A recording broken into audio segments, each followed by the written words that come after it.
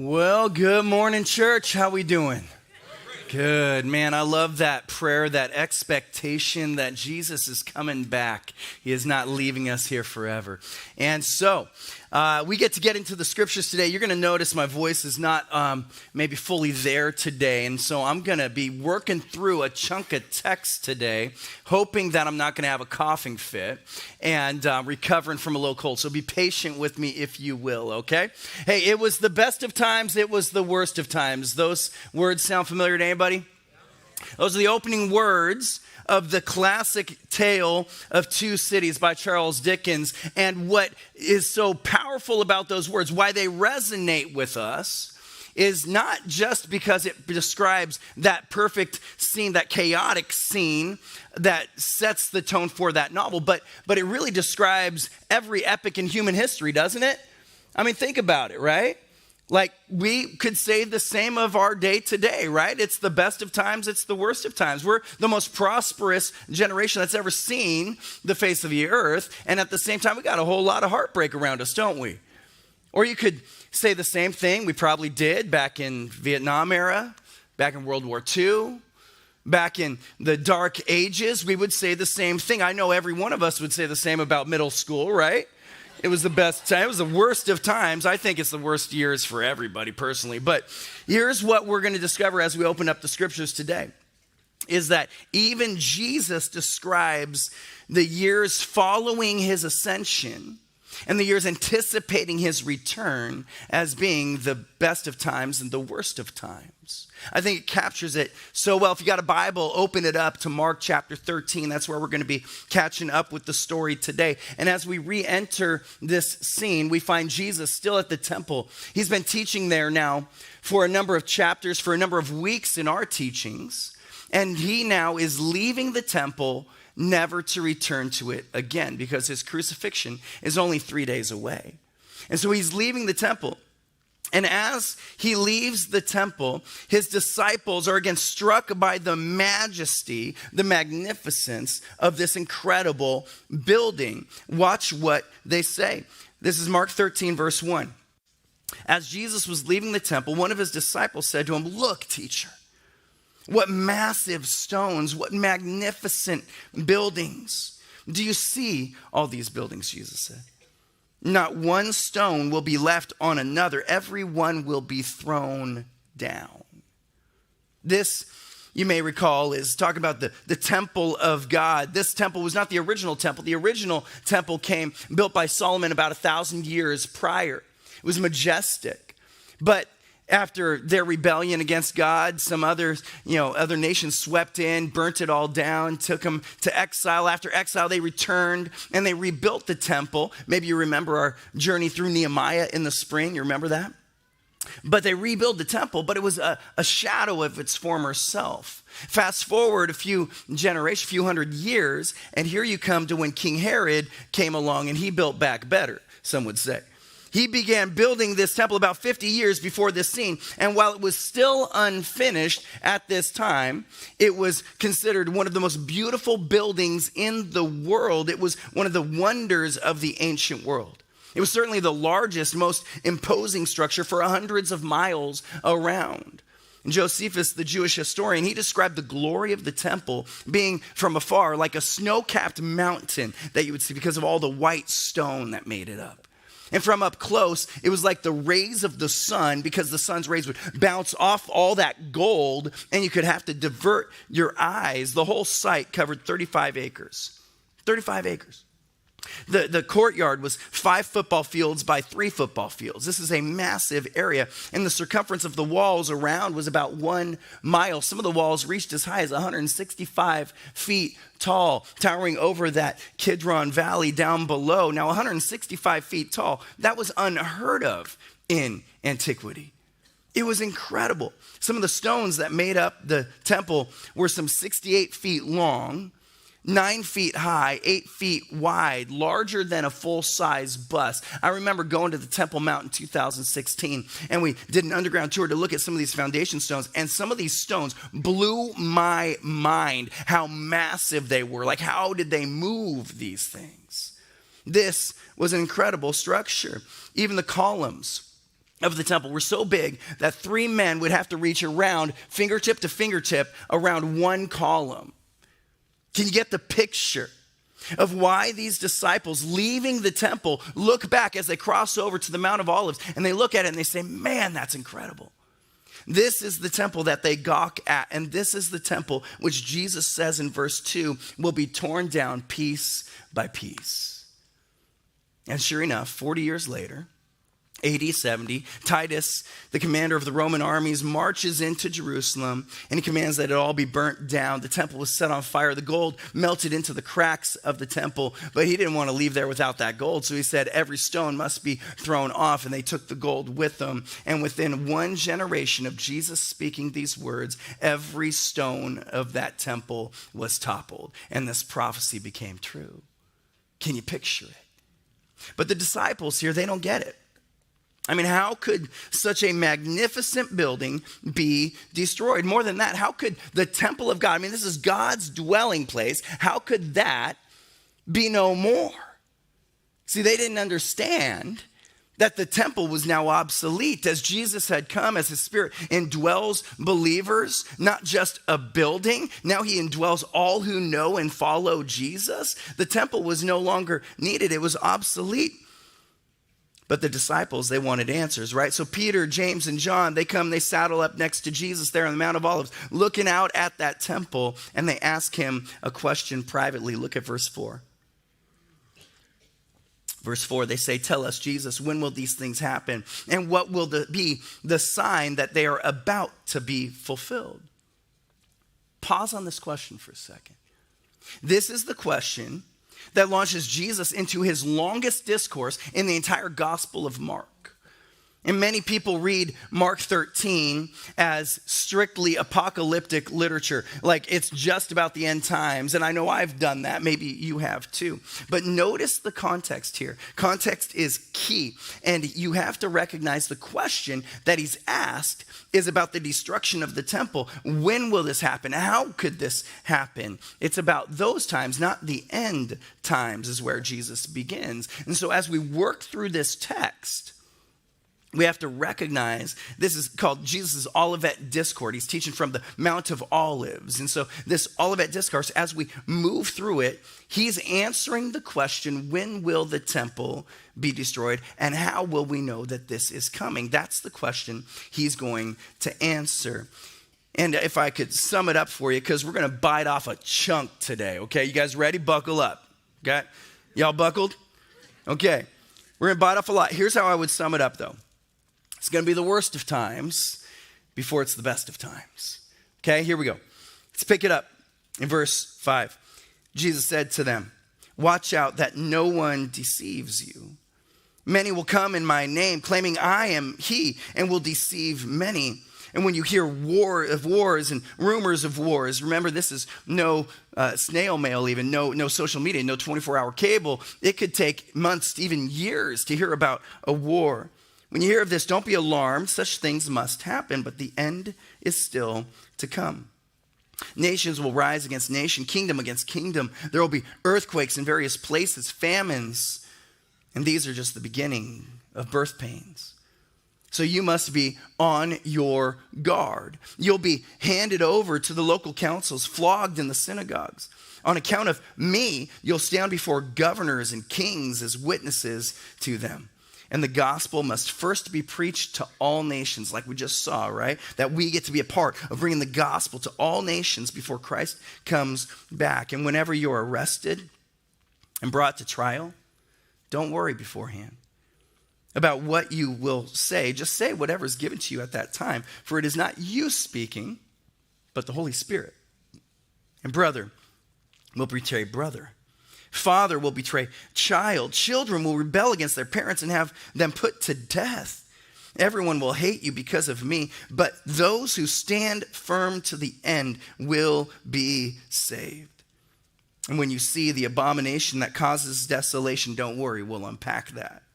Standing where it does not belong, let the reader understand. Let those who are in Judea flee to the mountains. Let no one on the housetop go down and enter the house and take anything out. Let no one in the field go back to get their cloak. How dreadful it will be in those days for pregnant women and nursing mothers. Kind of hard to run away when all you can do is waddle. Just saying. Pray that this will not take place in winter, because those will be days of distress unequaled from the beginning when God created the world until now, or never to be equaled again. And if the Lord had not cut short those days, no one would survive. But for the sake of the elect whom he has chosen, he has shortened them. At that time, if anyone says to you, look, there's the Messiah, or look, there he is, don't believe it. For false messiahs, false prophets will appear and perform signs and wonders to deceive, if possible, even the elect. So be on your guard. I've told you everything ahead of time. But in those days following that distress, the sun will be darkened, the moon will not give its light, the stars will fall from the sky, and the heavenly bodies will be shaken. All right, you guys got all that? Everybody got it. Like, you don't even need me to unpack that, right? You got it? Locked in? Understand it? See, there's a lot here, right? What Jesus is doing is giving us the sign of the times. You've heard that phrase, right? Kind of comes from this. And so he says a number of things. I'll just unpack a few of them as we go to get the big picture here. And the first thing is I need a drink of water. But the first thing he says, one of the first things he says, is that there are going to be wars and rumors of wars. And the primary war that he has in mind right here is the first Jewish-Roman war that was tipped off in AD 66, culminated in AD 70, when Titus marched in with his troops to destroy Jerusalem and brutally fulfilled Jesus' prophecy. And before Jesus, and ever since, our world has been rocked by constant conflict and war, hasn't it? Do you know that every year we have at least 150 armed conflicts? Every year. We hear about 3 of them on the news, but there are 150 around the world. In the last number of centuries, our world has not known a single year without conflict.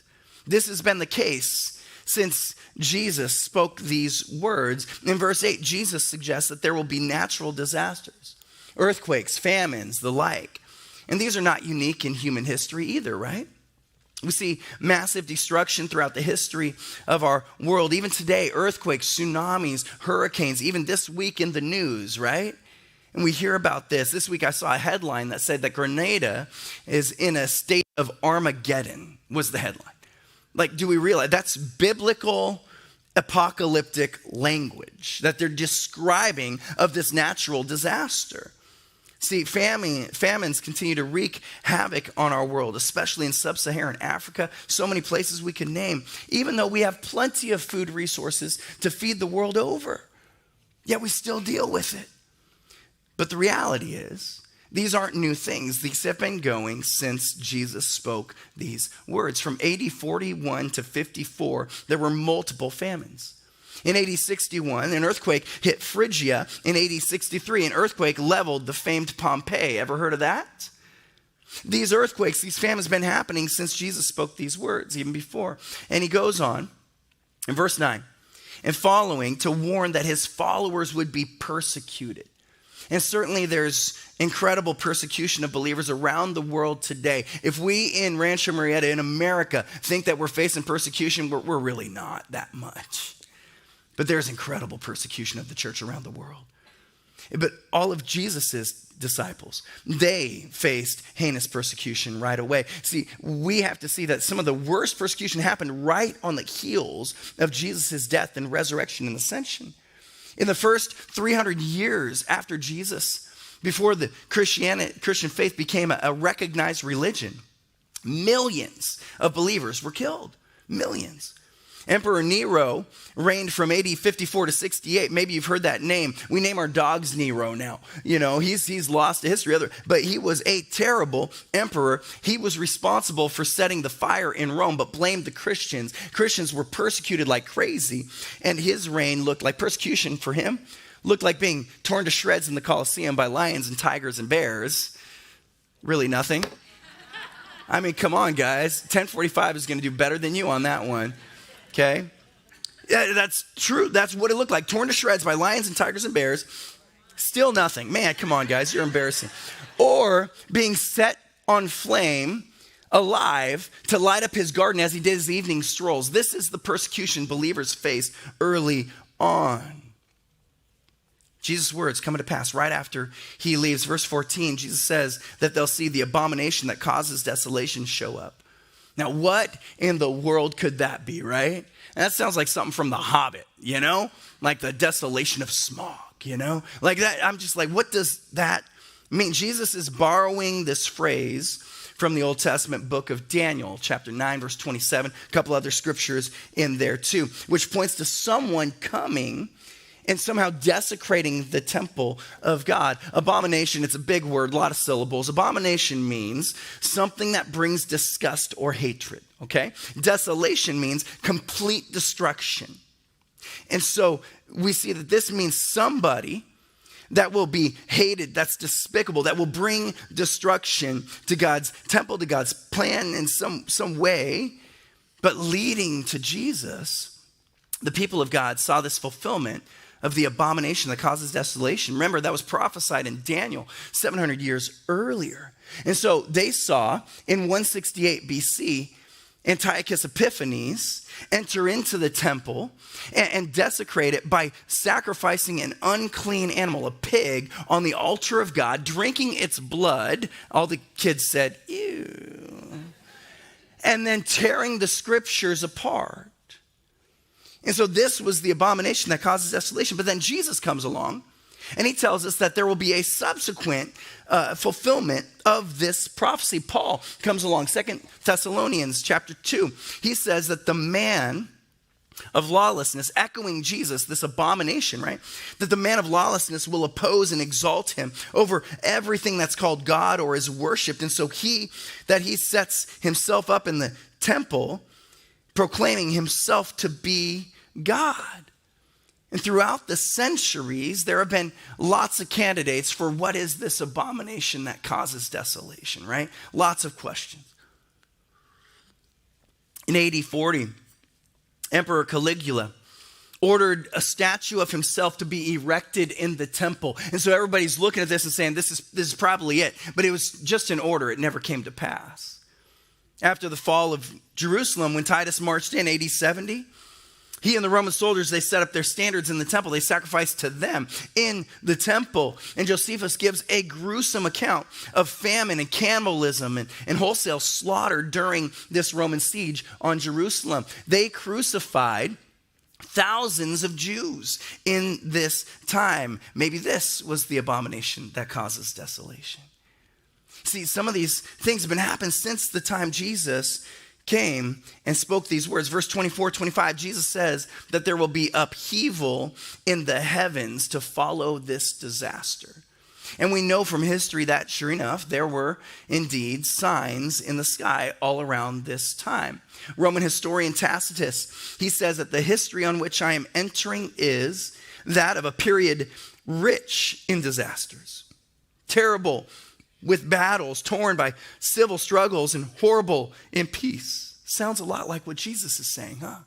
And then he goes on, he says, besides the manifold misfortunes that befell mankind, there were prodigies in the sky and on the earth, warnings given by thunderbolts and prophecies of future, et cetera, et cetera. There's others who reported comets and Area 51 kind of stuff in this time. And all of these things, Jesus says, before or around the devastation of the temple. All of these things will come before or around that devastation of the temple. It will be the worst of times. Anybody excited with this picture?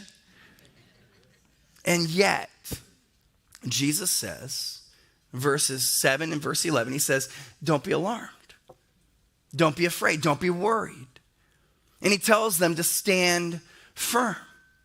And then in verse 14, when things get really bad with the abomination causing desolation, they're in the temple and appearing, he says, now flee, now run for your lives. And so what do we do with this? Where he says, stand firm, stay there, and then he says, now run. Like, which one is it, right?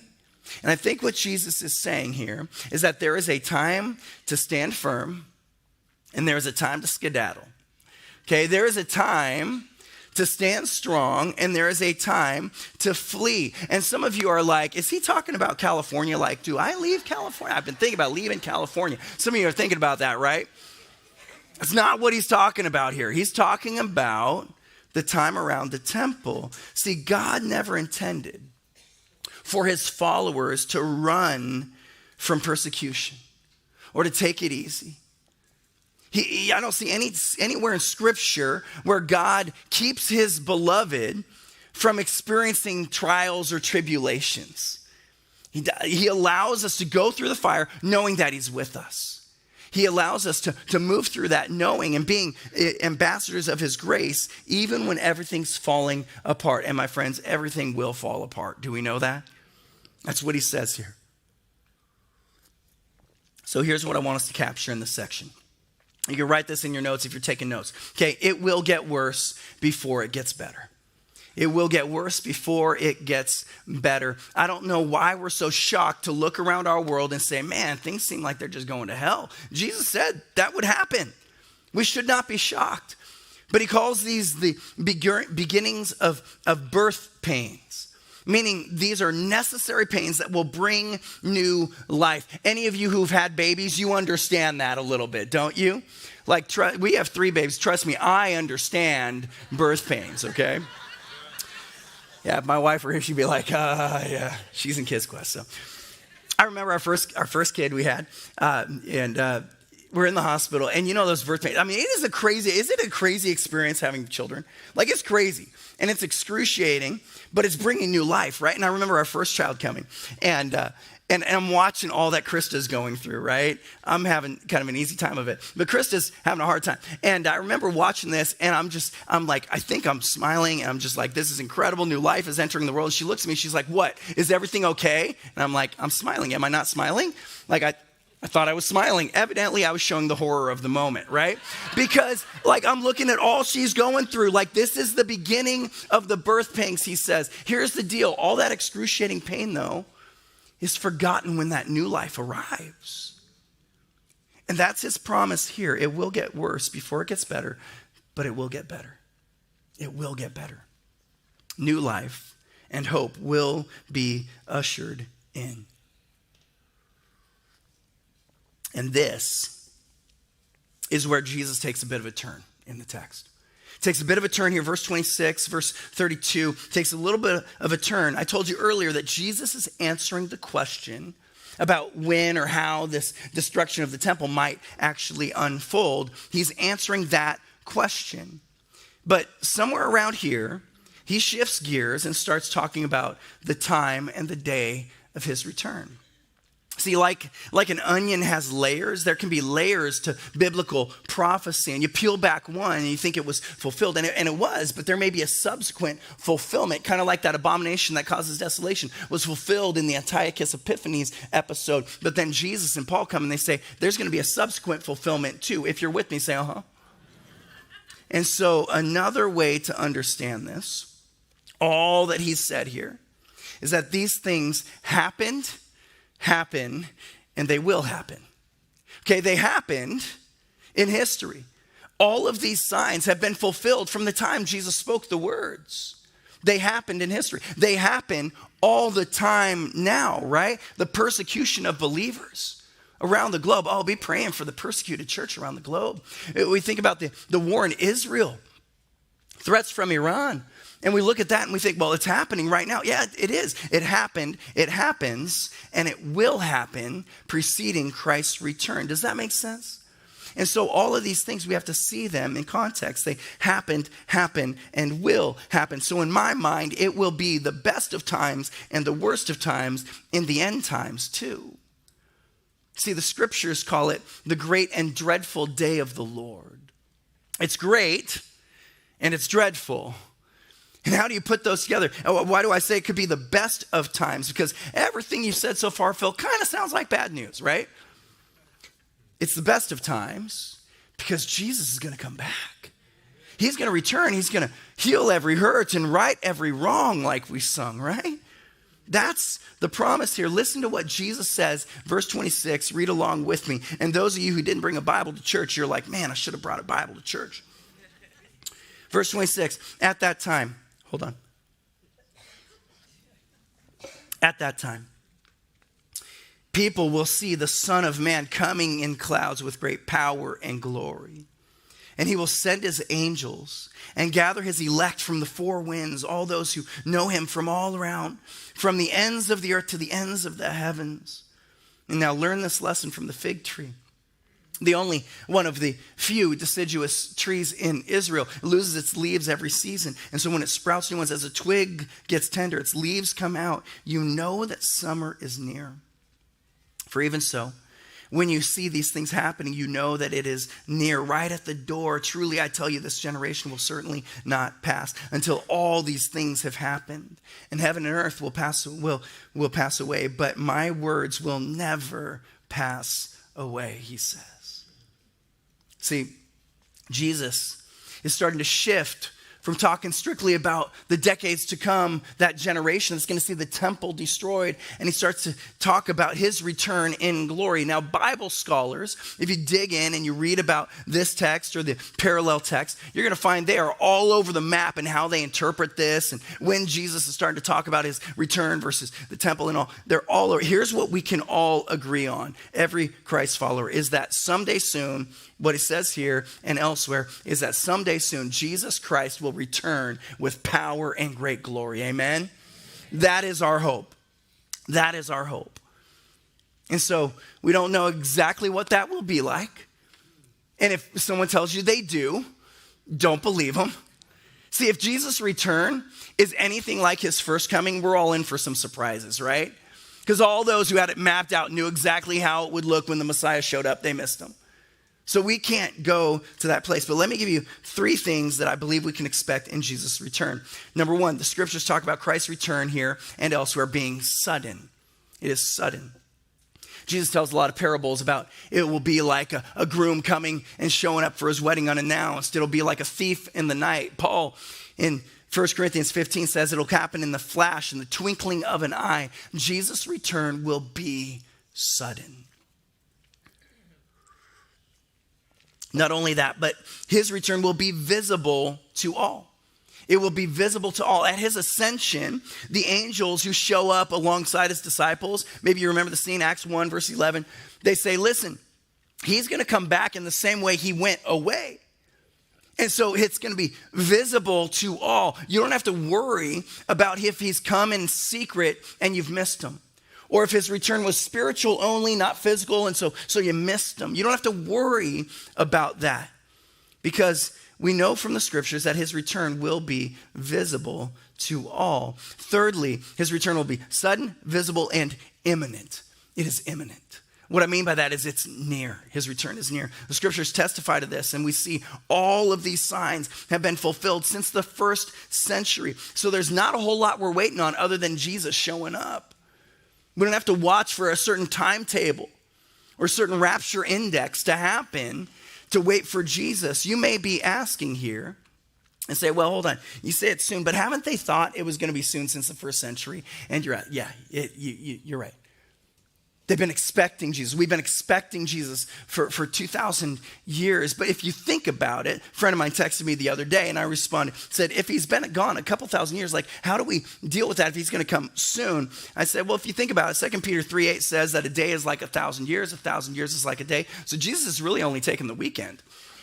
It's like 2 days he's been gone, you know? I joke, but I get it. There's a tension point here in saying he's going to come soon, but we've been waiting a long time. And that's why we cry, come, Jesus, come. Heal every hurt, right every wrong. But he's coming soon. And so when is the question we all want answered, right? I'm going to give you the answer today. You guys ready? When is the question that they ask about the temple? It's the question we all want to know. When? Here's the answer. It's been right in front of you the whole time. Watch this. Verse 32. But about that day or hour, no one knows. Suckers. Some of you were like getting your payment. You're like, I'm ready. When is it? When is it? I'm good. But about that day and hour, no one knows. Not even the angels in heaven, nor the Son, but only the Father, Jesus says. The day or the hour, that's shorthand for the day of the Lord. The day of Christ's return, the day all the dead are going to be resurrected, the day of judgment of all, the day of healing for the cosmos. This is coming. And Jesus says, no one knows, not even the angels in heaven, not even Jesus. And you're like, well, hold on, isn't Jesus God? And doesn't he know all? And you see, we believe Jesus is fully divine. And if he's fully divine, he is omniscient. He's all-knowing. So how can he say he doesn't know that? I mean, we see other points at which in his life he knows what people are thinking. How could Jesus not know this? We're not saying that Jesus is somehow in his divinity, he's limited. Rather, what we're saying is that during his earthly life, Jesus voluntarily emptied himself of all the independent, or of some of the independent use of those divine attributes. He's not pulling on his divinity constantly. He uses it for God's sake in miracles and signs and knowing certain things. But he's saying right now, in my humanness, no, I don't know. The Father hasn't revealed that to me in this season. It's not that God is limited. Is that Jesus chose in his humanness in that season to be limited. Are you with me? Okay, so here's the point that I see in Jesus right here, verse 32. Here's the point. If Jesus says that no one knows, that not even the angels, not even Jesus is going to make a guess as to when he's coming back, I suggest we don't do it either. You with me? Okay, if Jesus doesn't know, don't listen to anybody that says they have an idea of when Jesus is coming back. We don't. Throughout history, there have been all kinds of people who've said this is the date that the world's going to end, May 20th, 2012. Y2K, right? Like all kinds of prognosticators, Christian and otherwise, who have said this is when Jesus is coming back. And when it doesn't happen, they're like, oh, I had miscalculated the date. Hold on. Here's the new date. And when he does come, he might have come spiritually. Don't listen. Even Jesus said he didn't know. And Jesus does not give us these signs of the times for us to be consumed with figuring out when it's going to happen. He gives them to us for the exact opposite reason, so that we won't be consumed. He says nobody knows, so don't bother. He says, I want you to be confident in the knowledge that I will return. That's why he teaches us these things. That's why he gives us all of this. And in the meantime, to live faithfully for him. So Jesus goes on and he tells us how now to live in light of this reality, in light of this hope. He says, verse 33, some of the same language we've heard over and over already. It says, be on your guard. Be alert. You don't know when that time will come. It's like a man going away and he leaves his house and puts his servants in charge. Each has an assigned task. And he tells the one at the door to keep watch. And therefore, keep watch, because you do not know when the owner of the house will come back, whether in the evening or at the midnight or when the rooster crows or at dawn. If he comes suddenly, do not let him find you sleeping. And what I say to you, I say to everyone, watch. See, Jesus here is giving us marching orders in the meantime. He says, so there's assignments that we've been given. He says, don't let God find you sleeping, being lazy, missing your assignment over and over again. There's 17 commands in this chapter, 17 commands. And I'm going to sum them up into 3 for you, okay? 3 that we can walk out of here and try to live into. You with me? Here we go. 3 things. Number 1 is Jesus is telling us to be discerning. To be discerning. A lot of people have a lot to say on how exactly the end times are going to play out, how and when Jesus will come back. There are Bible teachers who give constant prophecy updates. There are those who will map out exactly when Christ's return will happen and how. And Jesus is warning us about that. Don't pay them no mind. He says 3 times here, verse 5 or 6, verse 22, he says, don't be deceived. Don't be deceived. Because many have been deceived and will be. In the years following Jesus, there was a man named Theudas who came AD 40, and he claimed to be the Messiah. He walked around and rose up like a Messiah, and people started to follow him. He wasn't. He died like the rest. In AD 130, Bar Kokhba started a revolt against Rome, and many thought he would be the Messiah to overthrow their oppression. He wasn't. And many were deceived. Even in our day, we got David Koresh and the Branch Davidians, or we've got, the Heaven's Gate cults, or things like that popping up. And you say, well, I would never be deceived by one of them, by those false teachers or those false messiahs. I'd never be deceived. But how many of us have listened to Bible teachers or have built our entire our entire understanding of eschatology, of the end times, off of just the Left Behind series, right? I'm not saying it's entirely wrong, but maybe don't build your worldview or your eschatology off a novel, right?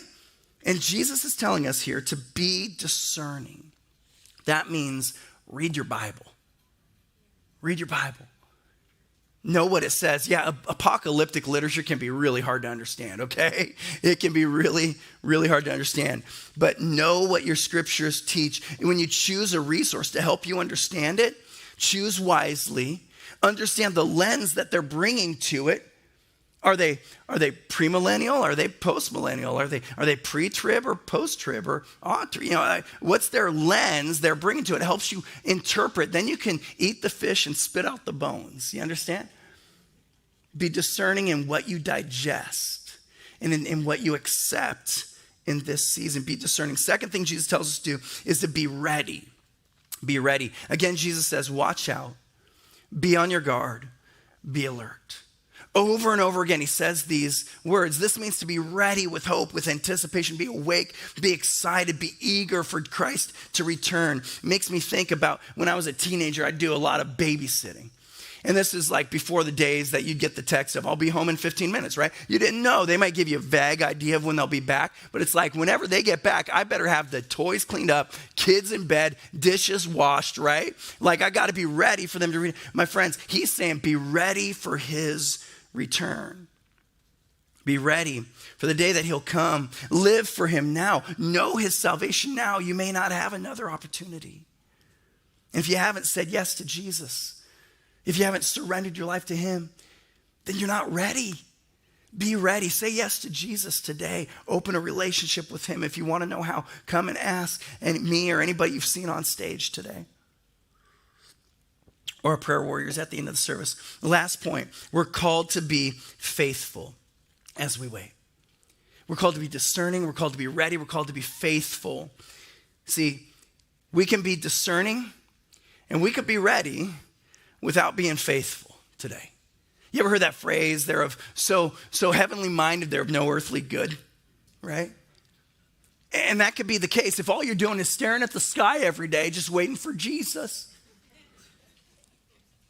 Be faithful with the days that God has given you, with the spheres of influence around you. We're called to live faithfully in the here and now. I will be the first to tell you, I've got so many questions, more questions than answers about how or when Jesus is going to come back. But what jumps out to me here in Mark 13 is a refrain that jumps out to me throughout the book of Revelation, any apocalyptic literature. It always goes back to this point. Revelation 13:10, Revelation 14:12, over and over you see these words. It says this calls for patient endurance and faithfulness on the part of the saints. That is the point. All of this we're given so that we can patiently endure, so we can be faithful in the worst of times, in longing for the best of times. All of it, that's the whole point. As we wait for Jesus to come back to heal every hurt, to right every wrong, we need to be faithful to bring all of Jesus to all the world. That's why we participate in missions. When we give to the church, we give out to missionaries that we partner with. We want to spread the gospel here in our communities. That's why we're called to lean into him daily, to know our God, to know his heart more, to follow him each and every day, to be an instrument of his grace and his justice and his mercy until someday soon he comes to make all things new. It's coming, my friends. One commentator I read summed it up pretty well. He said, the drama of history will run its course scene by scene. The actors on stage have only a vague clues of where they're at precisely in the play. Only the stage director knows the full story. And the actors, they've been told what to do, what to say. That's about it. They know how the play ends, but they don't know when the curtain will fall. That's a good picture, isn't it? Or to switch metaphors, since it's the Olympics this month, think about being in a race. And we don't know at what point in the relay we're running that leg. We may be running the anchor. We may be the last one, or we may be in the middle somewhere. But here's what every relay runner knows, is that it requires every single person on that team to give it their all for the lap that they're running. That is our call, my friends. So here's what we know. Let me sum it up as the band comes up. We're going to sing one more refrain of that prayer we sang earlier. Here's what we know. It'll get worse before it gets better. Yay! But it will get better. But it will get better. Jesus will come back suddenly, visibly, imminently to make all things new. And in the meantime, we're to be discerning, to be wise, and to be faithful. Can we do that, church? In the meantime, we are longing for Jesus to come back. Let's rise to our feet. Let's sing this prayer again to our great Lord and Savior, Jesus Christ.